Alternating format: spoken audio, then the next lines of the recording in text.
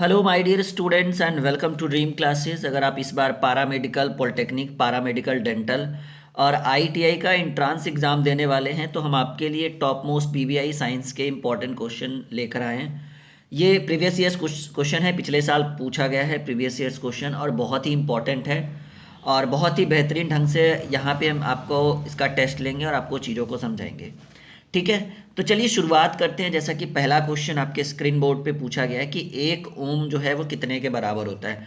पहला option 1 ampere प्रति 1 volt, 1 volt into 1 ampere, 1 volt प्रति 1 एम्पियर, और चौथा ऑप्शन है 1 वोल्ट इंटू 1 एम्पियर का स्क्वायर। तो ये बहुत ही बेहतरीन क्वेश्चन था और इस क्वेश्चन का जो राइट आंसर होगा वो होगा सी, 1 वोल्ट प्रति 1 ampere. This is the right answer of this question. और अगर आप इंट्रांस पेपर देने वाले हैं तो बहुत इंपॉर्टेंट है, इसको एक बार देख कर चलिएगा, बहुत मज़ा आने वाला है। इस तरह के प्रश्न आपके सामने बहुत सारे क्वेश्चन मैं आपके स्क्रीन पे रखने वाला हूँ। दूसरा सवाल जो बहुत ही बेहतरीन प्रश्नों की श्रेणी में इसको रखा गया और प्रीवियस ईयर्स भी है कि 1 एम्पियर जो विद्युत धारा है वो कितने के बराबर है। ठीक है, 1 कूलाम प्रति second, coulomb into second, coulomb second square, 1 coulomb into second, 1 second square. इस तरह के चार ऑप्शन आपके स्क्रीन के ऊपर रखे गए हैं और इसका जो राइट आंसर होगा कि 1 एम्पियर विद्युत धारा जो है 1 कूलाम प्रति 1 सेकेंड के बराबर होगा, यानी दूसरा का राइट आंसर ये होगा। चलिए तीसरे प्रश्न की ओर अगर हम प्रवेश करते हैं और चौथा प्रश्न दोनों एक साथ अगर हम, हालांकि पहले तीसरे पर ही देख लेते हैं कि कोलाइडी कणों द्वारा प्रकाश का जो प्रकीर्णन है वो किस प्रभाव को प्रदर्शित करता है। कोलाइडियल कणों द्वारा प्रकाश का जो प्रकीर्णन है, तो 3 नंबर क्वेश्चन का जो राइट आंसर होगा कि भाई टिंडल प्रभाव को ये प्रदर्शित करता है और ये बेहतरीन क्वेश्चन है। ये कोलाइडियल कणों द्वारा प्रकाश का प्रकीर्णन जो है वो टिंडल प्रभाव को प्रदर्शित करता है। और चौथा सवाल कि तारों की टिमटिमाहट का सबसे प्रमुख कारण क्या है। ये चौथा सवाल बहुत इंपॉर्टेंट है कि तारों की टिमटिमाहट का सबसे प्रमुख कारण, तो याद रखिएगा वायुमंडलीय अपवर्तन, ये सबसे प्रमुख कारण है तारों की टिमटिमाहट का। ठीक है, आइए पांचवा सवाल की ओर अगर हम प्रवेश करते हैं। पांचवा सवाल जो बहुत इंपॉर्टेंट माना गया है, कहा गया है कि उम्र बढ़ने के साथ आँख के सुविधा की शक्ति जो है कम हो जाती है। सिंपल सी बात है कि एज जब बढ़ेगा तो आँखों की जो रोशनी है घटती है। इस स्थिति को क्या कहा जाता है, और ये पांचवा सवाल याद रखिएगा कि इस स्थिति को कहा जाता है जरा दूरदृष्टि। ठीक है, जरा दूरदृष्टि दोष। ठीक है, उम्र बढ़ने के साथ साथ आंखों के सुविधा की शक्ति जो है वो कम हो जाती है, मतलब जितना दिखना चाहिए सही से दिख नहीं पाता है और ये रीज़न है जरा दूरदृष्टि दोष। 5 का राइट आंसर बी हो गया। छठे सवाल की ओर अगर हम चयन करें तो छठा सवाल जो बहुत इंपॉर्टेंट माना गया है। ठीक है, और छठा सवाल कुछ इस तरह से है जी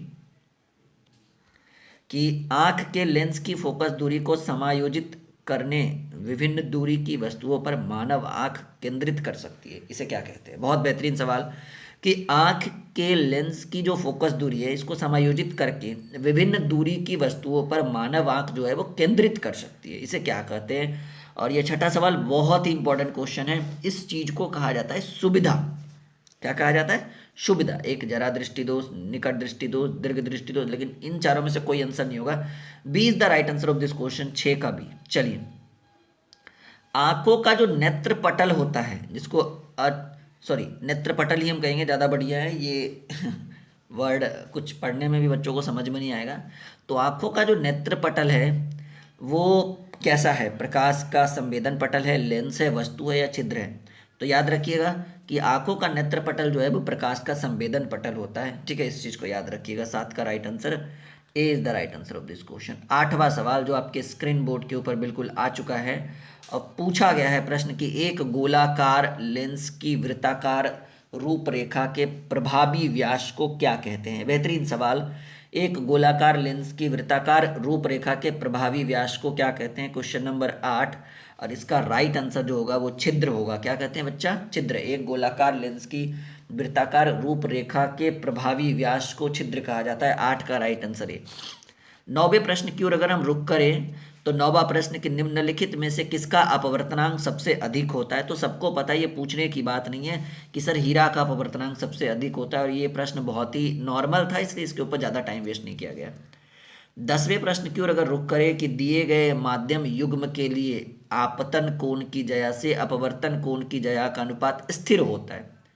इसे जो है इस सिद्धांत को हम क्या कहते हैं? बहुत बेहतरीन सवाल है कि दिए गए माध्यम युग्म के लिए आपतन कोण की ज्या से अपवर्तन कोण की ज्या का अनुपात स्थिर होता है, इसे किस सिद्धांत के अनुसार कहते हैं? और ये चार ऑप्शन जैसा कि आपके स्क्रीन के ऊपर है, और 10 नंबर क्वेश्चन का राइट आंसर होगा बी, स्नेल का सिद्धांत या नियम। ठीक है, बहुत बेहतरीन सवाल है। आइए 11वें सवाल की ओर हम रुख करते हैं।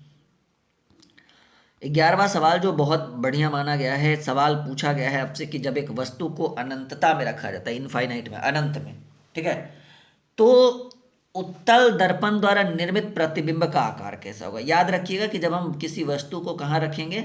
अनंतता में, अनंत में रखेंगे। जस्ट सेकेंड, थोड़ा सा मैं इसको छोटा, हाँ, जब एक वस्तु को अनंतता या अनंत में रखा जाता है तो उत्तल दर्पण द्वारा निर्मित प्रतिबिंब का आकार जो होता है, तो याद रखिएगा इस क्वेश्चन का होगा आंसर कि भाई बिंदु जो आकार है वो बिंदु के आकार का होगा। ठीक है, किसके आकार का होगा? बिंदु के आकार का होगा। और क्वेश्चन नंबर 12 की ओर अगर हम रुक करें, क्वेश्चन नंबर 12 कि अवतल दर्पण से परावर्तन के बाद मुख्य अक्ष के समानांतर एक किरण किस से होकर गुजरती है? ऑप्शन आपका बीच में डैश दिया गया है कि अवतल दर्पण से परावर्तन के बाद मुख्य अक्ष के समानांतर एक किरण जो है वो किससे होकर गुजरती है? Question number 12। और याद रखिएगा कि ये जो है ये मुख्य फोकस से होकर गुजरती है। ये आपका डिप्लोमा, जैसे चाहे वो आपका पारामेडिकल का एग्ज़ाम हो, चाहे वो आपका डिप्लोमा आई मीन पॉलिटेक्निक का पेपर हो, या आईटीआई या पारामेडिकल डेंटल, कोई भी इस तरह का आप एंट्रांस देने वाले हैं तो ये साइंस आपको बहुत काम आएगा, इस चीज़ को याद रखिएगा। क्वेश्चन नंबर 13 की एक गोलाकार दर्पण की वक्रता केंद्र और ध्रुव से होकर गुजरने वाली काल्पनिक रेखा जो है वो क्या कहलाती है? बेहतरीन सवाल कि एक गोलाकार दर्पण की वक्रता केंद्र और ध्रुव से होकर गुजरने वाली काल्पनिक रेखा जो कहलाती है वो याद रखिएगा, वो कहलाती है मुख्य अक्ष। क्या कहलाएगी? मुख्य अक्ष। 13 का राइट आंसर बी। आइए 14वें नंबर सवाल की, यदि धातु के तार की लंबाई दुगनी कर दी जाए तो तार का प्रतिरोध। बहुत बेहतरीन, हमने 12th में भी इस तरह के प्रश्नों को पढ़ा था कि यदि धातु के तार की लंबाई को दुगनी कर दी जाए तो याद रखिएगा कि प्रतिरोध, तार का प्रतिरोध भी दुगना होगा। ठीक है, यदि धातु के तार की लंबाई दुगनी कर दी जाए तो तार का प्रतिरोध क्या हो जाएगा भाई? दुगना हो जाएगा। ये क्वेश्चन नंबर 14 आपके स्क्रीन के ऊपर पूछा गया था। आइए 15वें सवाल की ओर रुख करते हैं। 15वां सवाल कि जब प्रतिरोधकों को श्रेणी क्रम में जोड़ा जाता है तब क्या होता है? दो विकल्प आपको स्क्रीन के ऊपर दिख रहा है, दो विकल्प आपका नीचे है जी यहाँ पर। ठीक है, सी और डी याद रखिएगा, आप अपने अच्छे ढंग से सोच समझ के आंसर दीजिएगा। सवाल बहुत बढ़िया है। सवाल पूछा गया है कि जब प्रतिरोधकों को श्रेणी क्रम में, मैं डायरेक्टली इसके ऊपर आंसर पे आऊँगा कि 15 का राइट आंसर ए होगा कि जब प्रतिरोधकों को विद्युत धारा परिपथ की कुल विद्युत धारा के प्रत्येक प्रतिरोधक की विद्युत धारा जो होती है वो परिपथ की कुल विद्युत धारा के समान होती है। कब? जब प्रतिरोधकों को श्रेणी क्रम में जोड़ेंगे तो प्रत्येक प्रतिरोधक की विद्युत धारा परिपथ की कुल विद्युत धारा के समान होती है। 15 का राइट आंसर है। आइए 16वें सवाल की ओर अगर हम रुख करें, ठीक है, 16वां सवाल आपके स्क्रीन बोर्ड पर है कि जब दो प्रतिरोध R1 और R2 को समानांतर क्रम में जोड़ा जाता है तो समानांतर संयोजन का समतुल्य प्रतिरोध क्या होगा? बहुत ही बेहतरीन सवाल। मैं इसको थोड़ा जूम आउट कम कर दूं, बताइएगा राइट आंसर। अगर आपको नहीं पता है तो कॉपी में नोट करिए कि जब दो प्रतिरोध R1 और R2 को समानांतर क्रम में जोड़ा जाता है तो समानांतर संयोजन का समतुल्य प्रतिरोध, जिसको हम RP से डिनोट करते हैं, ये समतुल्य प्रतिरोध क्या होगा? तो 16 का राइट आंसर होगा डी। 16 का राइट आंसर होगा D, RP is equal to R1 R2 बटे R1 plus R2 is the right answer of this question. 17 नंबर सवाल, 17 नंबर सवाल, सवाल बहुत बढ़िया है कि जूल के ऊष्मा के सिद्धांत के अनुसार विद्युत धारा के कारण उत्पन्न ऊष्मा किसके द्वारा दी जाती है? फॉर्मूला बताना है जी। 17 नंबर क्वेश्चन VVI है, याद रखिएगा। और राइट आंसर जो होगा वो ए होगा, H is equal to I² RT के द्वारा दी जाती है। ठीक है, 17 का राइट आंसर है। 1 वाट विद्युत शक्ति जो है वो कितने के बराबर होता है? क्वेश्चन नंबर 18, और बहुत ही बेहतरीन लाजवाब प्रश्न है। तो डायरेक्टली मैं आंसर मानता हूँ कि 1 वाट जो है 1 वोल्ट गुने 1 एम्पियर के बराबर होता है, यानी 18 का राइट आंसर है। चलिए 19 नंबर क्वेश्चन जो बहुत ही बेहतरीन प्रश्नों में से एक है कि ब्रेंड टोस्टर और विद्युत इस्त्री जैसे विद्युत ऊष्मा के उपकरण के चालक शुद्ध धातुओं के बजाय मिश्र धातु द्वारा बनाए जाते हैं। सबको पता है कि भाई ब्रेड टोस्टर जो होता है, टेस्टर हालांकि होना चाहिए, इससे गलत दिखा। और स्त्री जो आयरन हम यूज़ करते हैं, जैसे विद्युत ऊष्मा के उपकरण जो होते हैं, ये शुद्ध चालक के शुद्ध धातुओं के बजाय मिश्र धातु के द्वारा बनाए जाते हैं। इसका सबसे प्रमुख कारण ये है कि क्वेश्चन नंबर 19 का जो राइट आंसर होगा वो बी होगा, कि मिश्र धातुओं में प्रतिरोधकता अधिक होती है, इस कारण से इसको मिला के बनाया जाता है। ठीक है। 20वां सवाल कि एन फेरो वाले धारावाहक वृत्ताकार कुंडली के कारण चुंबकीय क्षेत्र जो होता है वो कैसा होता है। तो याद रखिएगा कि चुंबकीय क्षेत्र, बी नंबर आंसर राइट आंसर होगा, एक फेरे द्वारा उत्पन्न चुंबकीय क्षेत्र से n गुना बड़ा होता है। ये क्वेश्चन नंबर 20 का राइट, दो ऑप्शन देखने की जरूरत नहीं पड़ेगी 20 का राइट आंसर। हालांकि दो ऑप्शन ये है, एक 1/n होगा, एक n होगा, एक n² होगा, और चौथा ऑप्शन है कि भाई समान होगा। तो राइट आंसर याद रखिएगा, B is the right answer, कि एक फेरो द्वारा उत्पन्न चुंबकीय क्षेत्र से n गुना बड़ा होगा। क्वेश्चन नंबर 21, क्वेश्चन नंबर 21 जो आपके स्क्रीन बोर्ड पर है, कि एक परिनालिका के अंदर उत्पन्न शक्तिशाली चुंबकीय क्षेत्र का उपयोग कुंडली के अंदर रखे गए चुंबकीय सामग्री जैसे नरम लोहे के टुकड़े को चुंबकित करने के लिए किया जा सकता है, तो चुंबकन बनता है, उसे क्या कहते हैं। क्वेश्चन नंबर 21, तो याद रखिएगा क्वेश्चन नंबर 21 जो कहलाएगा वो कहलाएगा कि ये कहलाता है विद्युत चुंबक। क्या कहलाएगा बच्चा? विद्युत चुंबक। 21 का राइट आंसर ए हो गया। और आइए अब हम लोग 22वें सवाल की ओर रुख करते हैं। 22वां सवाल बहुत इंपॉर्टेंट है। प्रश्न पूछा गया है कि विद्युत धारा बहन करने वाले एक लंबे सीधे परिनालिका के भीतर चुंबकीय क्षेत्र जो होता है वो कैसा होता है। क्वेश्चन नंबर 22, तो याद रखिएगा पहला ऑप्शन है शून्य, दूसरा जैसे जैसे हम अनंत की ओर बढ़ते हैं घटता है, और जैसे जैसे हम अनंत की ओर बढ़ते हैं बढ़ता है, और सभी बिंदुओं पर समान। तो ये जो क्वेश्चन है क्वेश्चन नंबर 22 कि विद्युत धारा वहन करने वाले एक लंबे सीधे परिनालिका के अंदर चुंबकीय क्षेत्र, तो याद रखिएगा याद रखिएगा कि चुंबकीय क्षेत्र जो है वो सभी बिंदुओं पर समान होता है। This is the right answer of this question. 22 का राइट आंसर डी।